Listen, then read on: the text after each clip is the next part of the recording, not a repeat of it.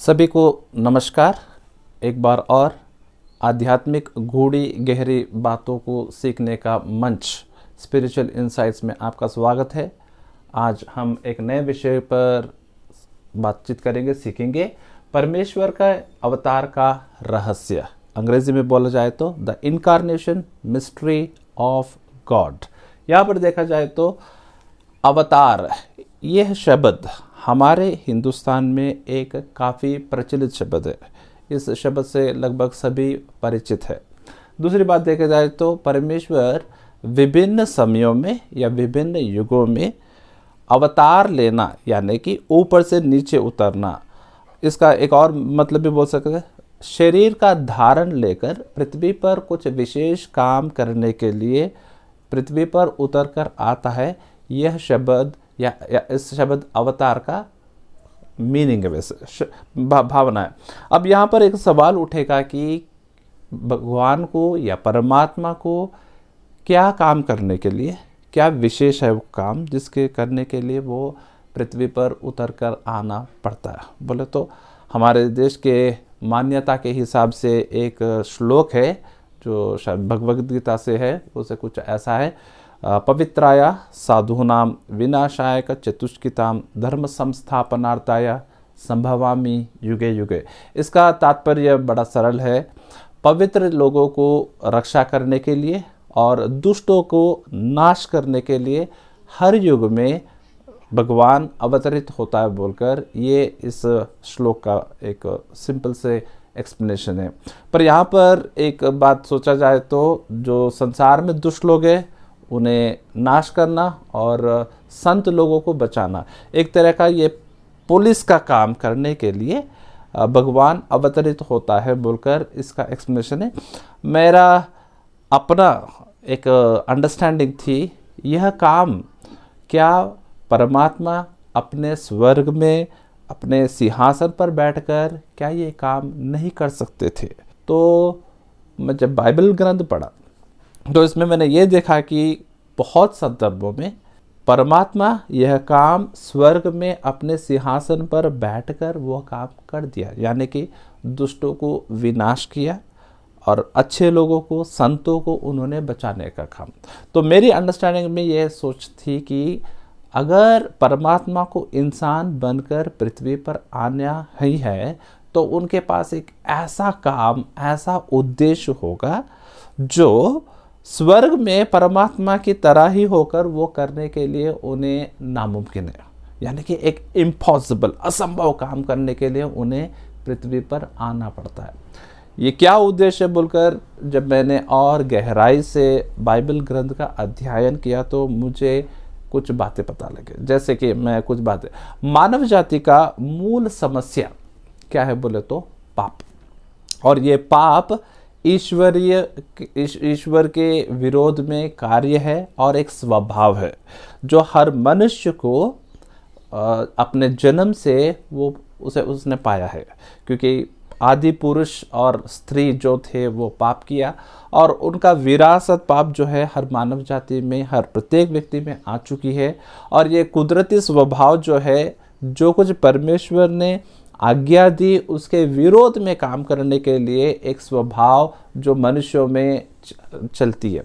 तो कुल मिलाकर ये स्वभाव जो है, पाप जो है, गलत चीज़ है, ना चाहते हुए भी इंसान करता है और परमेश्वर का प्रचंड क्रोध इस पर आती है।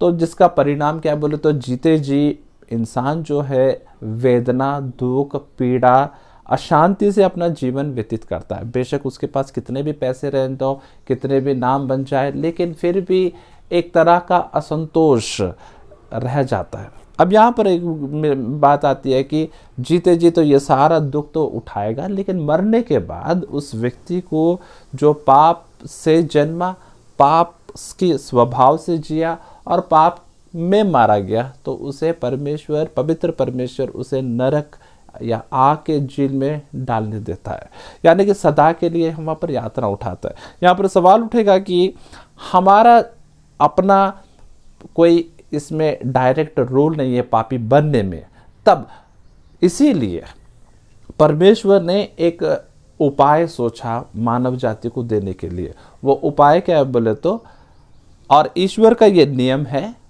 पाप का तोड़ देना है, पाप का प्रायश्चित करना है तो पवित्र लहू बहाया जाना है, जिस लहू में किसी तरह का पाप ना हो, अविनाशवंत शक्ति और भरपूर जीवन से भरा हुआ पाप का प्रोक्षण किया जाना है। परमेश्वर ने देखा कि स्वर्ग से देखा कि ये खून किस व्यक्ति में उपलब्ध है, किस जानवर में उपलब्ध है बोले तो हर व्यक्ति में, हर जीव, हर प्राणी में पाप है, जिसका नतीजा सबके सब मर जाते हैं, नष्ट हो जाते हैं। तब परमेश्वर ने ये संकल्प लिया, ये डिसीजन लिया कि मानव जाति को अशांति से, नरक से बचाने के लिए उन्हें स्वयं नीचे उतरकर आना था। यानी कि जो काम परमात्मा, अब ध्यान देखिए, परमात्मा बोलकर जो शब्द हम इस्तेमाल कर रहे हैं वे सिर्फ आत्मा है। उनके पास स्वर्गलोक में हमारी तरह शरीर और खून, लहू उनके पास नहीं है। जब हम शरीर में हैं और खून जब हम में है तो हमें कुदरती कुछ काम करने पड़ते हैं, जैसे स्नान करना पड़ा, खाना खाना पड़ा, पानी पीना पड़ा, सो जाना, इस तरह के नियमों से हम बंधे हुए हैं।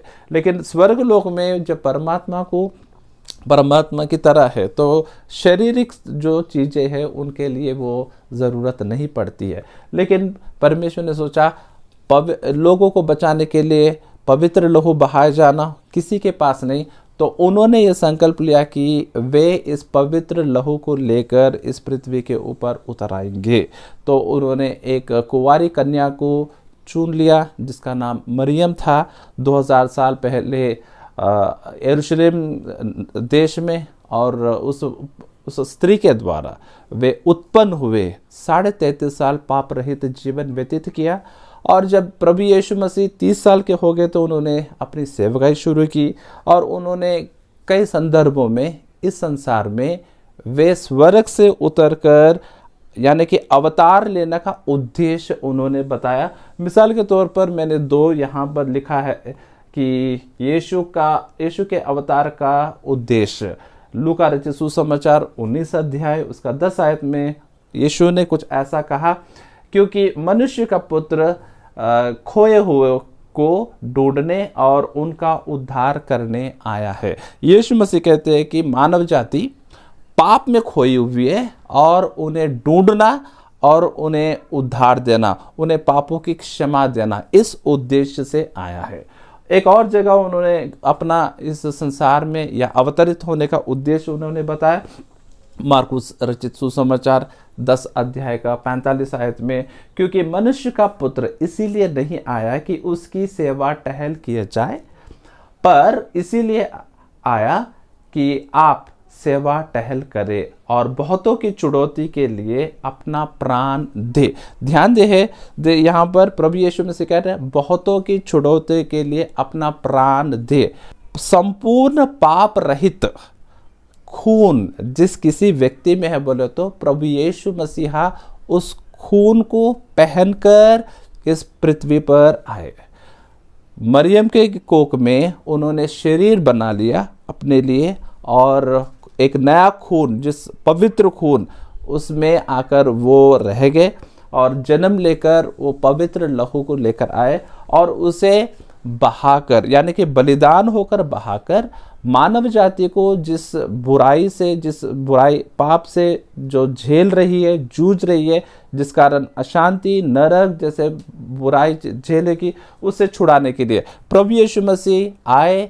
और वे जिस उद्देश्य के लिए आए कि मारा जाना, उन्हें झूठे से पकड़वाए गए और उनके ऊपर झूठा मुकदमा चला, उनको क्रूस का दंड सुनाई गई। उससे पहले उन्हें बहुत सारे कोड़ों से उन्हें मारा गया और कांटों का ताज उन पर पहनाया गया और पृथ्वी और आकाश के बीच में क्रूस पर टांग कर हाथों पैरों में कीले डालकर उन्हें क्रूस पर चढ़ाया गया। प्रभु यीशु मसीह वे मारे गए और गाड़े गए और तीसरे दिन मृतकों में से जिंदा हुए, क्योंकि वे अपना आप ईश्वर होने का प्रमाण दिया। यहाँ पर कुल मिलाकर बात आती है कि प्रभु यीशु मसीह इस पृथ्वी पर मानव जाति को सर्वोच्च भलाई करने के लिए पृथ्वी पर आए, वो है पाप का प्रायश्चित करना। मानव जाति पाप के कारण सारे भलाइयों को वंचित हो गई, जैसे कि परमेश्वर की संगति खो बैठी, परमेश्वर के आशीष खो बैठी, और यीशु मसीह आकर बलिदान कर कर ये सारी चीज़ें दोबारा प्रोवाइड करने आए। प्रभु यीशु मसीह ये सारी चीज़ें दो चरणों में दे रहे हैं। पहले आध्यात्मिक जगत में पहले कर रहे, फिर बाद में नज़दीकी भविष्य में जो कुछ भौतिक संसार में भी उनका राज्य वास्तव में इस पृथ्वी पर आएगा, और प्रभु यीशु मसीह 1000 साल इस पृथ्वी के ऊपर शासन करेंगे, संपूर्ण पाप रहित जीवन या राज्य करेंगे यरूशलेम में होकर। कुल मिलाकर आज मानव जाति को क्या कहने के लिए प्रभु यीशु मसीह कह रहा है बोले तो, उनकी भलाइयाँ, पाप क्षमा पाना है तो उन पर विश्वास करना। विश्वास करना बेहद सरल काम है। यही काम क्यों रखा बोले तो, क्योंकि ये सबसे सरल काम है। इस काम करने में कोई खर्चा नहीं है, कोई परिश्रम नहीं है, कुछ भी दुख, अपने आप को दुख पहुंचाने के लिए। यानी कि मनुष्य को भलाई करने के लिए प्रभु यीशु मसीह एक आम बहुत सरल काम दी, जिसे करने के लिए कोई व्यक्ति बहाना नहीं दे सकता। जो कोई प्रभु यीशु मसीह पर विश्वास करेगा कि वही एकमात्र परमेश्वर है, जो मनुष्यों की भलाई के लिए अवतरित होकर, कुंवारी से उत्पन्न होकर, पाप रहित जीवन व्यतीत कर कर, मारे जाकर जिंदा हुआ और दोबारा आने वाला है, जो कोई विश्वास करेगा उसका अनंत जीवन उसी का होगा। धन्यवाद।